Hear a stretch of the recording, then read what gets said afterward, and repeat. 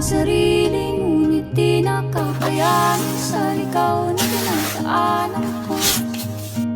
Saan na to patungo? Saan ako patungo?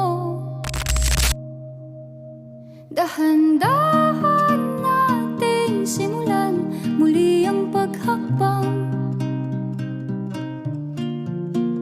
Dahan-dahang tumingin sa salamin upang makita ang ating kagandahan. Dahan-dahang iangat ang mukha upang masilayan ang payapang kalangitan. Oo, pagod ka na,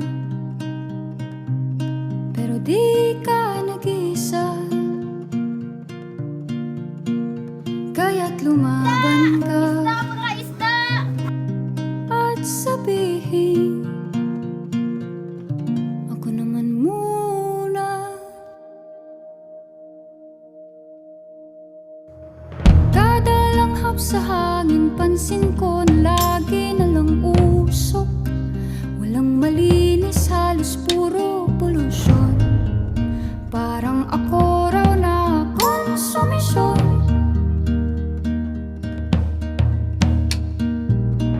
Gulong-gulo ang isip, san ba lulugar kapag nagkamali? Grabe sila manghusga, bakit perpekto ba sila?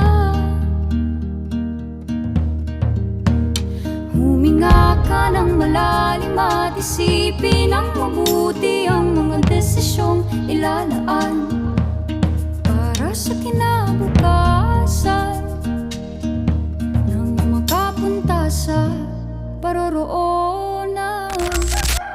Kung dahan-dahan nating simulan muli ang paghakbang.